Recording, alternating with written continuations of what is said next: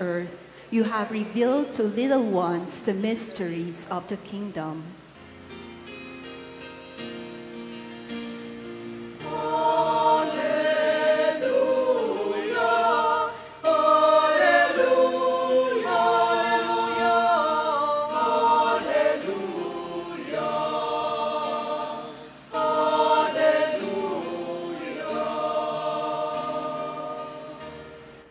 The Lord be with you. And with your spirit, A reading from the Holy Gospel according to Matthew. glory to you, O Lord. Children were brought to Jesus that he might lay his hands on them and pray. The disciples rebuked them, but Jesus said, "Let the children come to me, and do not prevent them, for the kingdom of heaven belongs to such as these." After he placed his hands on them, he went away. My dear friends, the gospel of the Lord.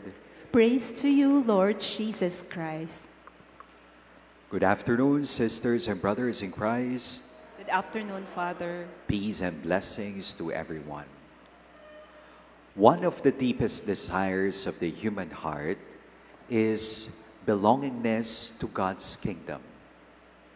Isa ho sa pinaka-inaasam ng ating puso ang mapabilang sa kaharian ng Diyos sa langit o sa paghahari ng Diyos dito sa lupa. At napaka-klaro po ng sinasabi ng ating mga pagbasa. If we want to belong to God's kingdom, we must possess the heart of a child.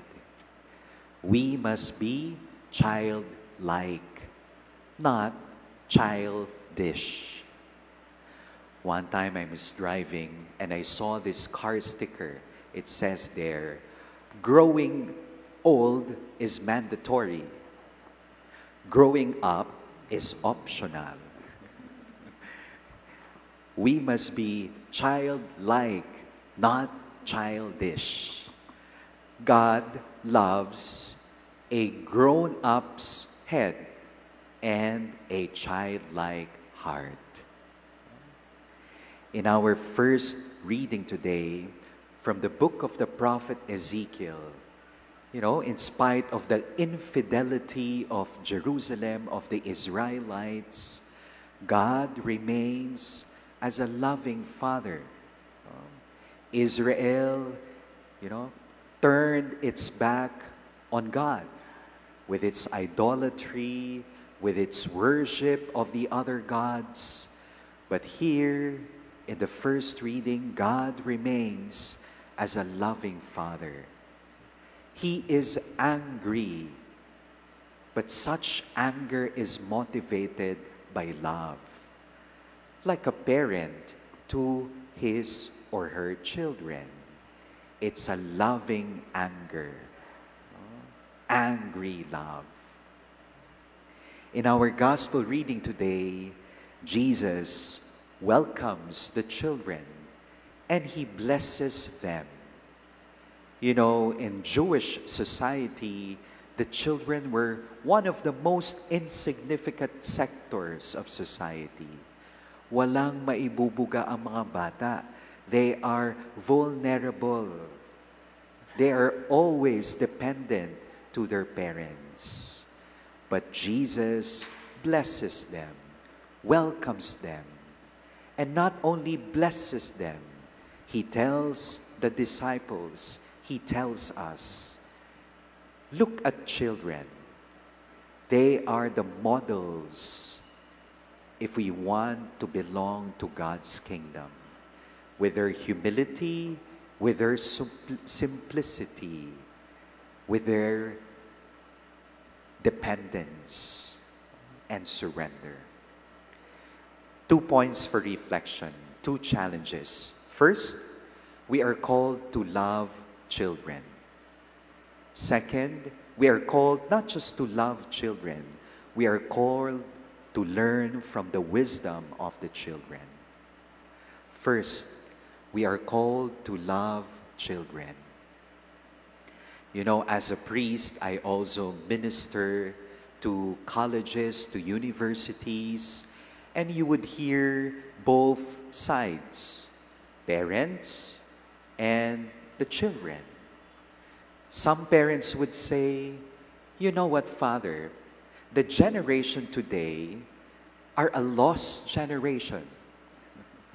Millennials, Gen Z, they are a lost generation. But when you hear the millennials, the Gen Z, Father, are we really lost? Or perhaps it is our parents who have lost us? Are we really lost, or it's our parents who have lost us? Some of the parents would say, Father, para na lamang kaming mga ATM machines. Pag hihingi ng allowance yung aming mga anak, saka lang kami mga alala. We feel like we are the emergency fund of our children. And if you would hear the children, they would say, Nako, Father, parang feeling namin kami ang retirement fund ng aming mga magulang. You know, honor your father and your mother. That's the book of Exodus.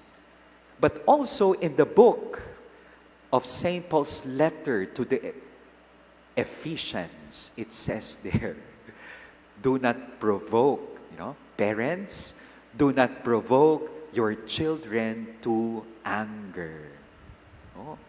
Huwag silang ibuyo sa paghihimagsik laban sa inyo. Instead, accompany them in their growth, in their development as a person. Growing in fear of God. Sino po dito ang mga magulang? Taas ang kamay.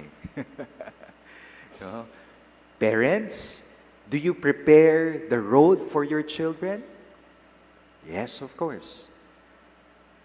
Or you prepare your children for the road? Both. Yeah? We really need mutual listening, dialogue. The children today, a lot of factors that affect their growth and development as a person. Social media addiction.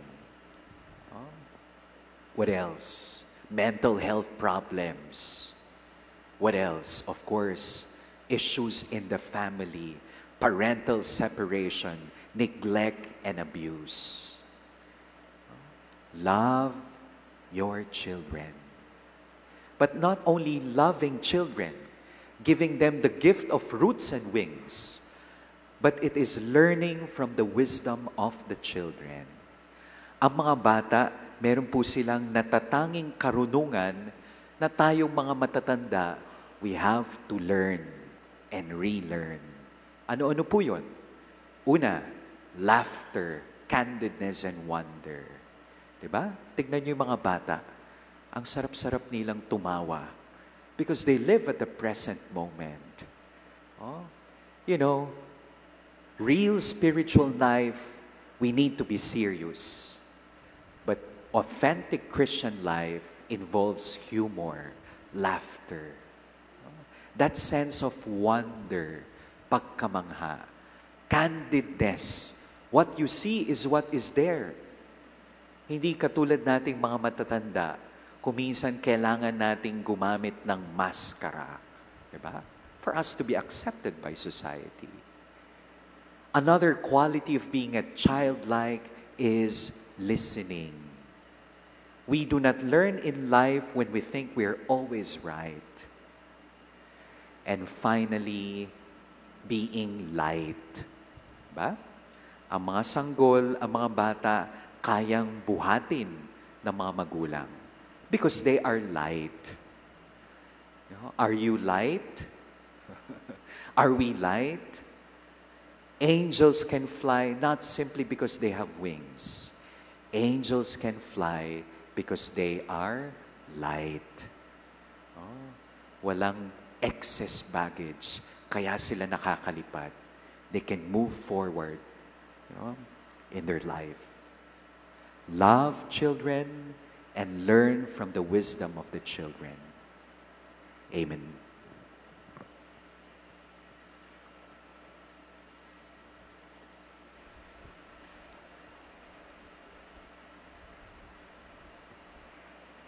Children in Israel did not yet have legal rights, and so Jesus' disciples rebuked the parents who were bringing the children to him. But Jesus told them to let the children come to him. Let us ask for the Lord's blessing upon the little ones. Lord, hear our prayer. Lord,